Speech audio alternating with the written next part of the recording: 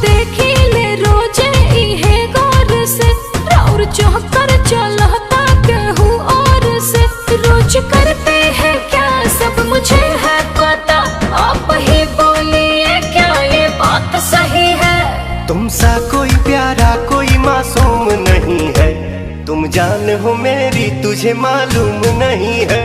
तुमसा कोई प्यारा कोई मासूम नहीं है, तुम जान हो मेरी तुझे मालूम नहीं है।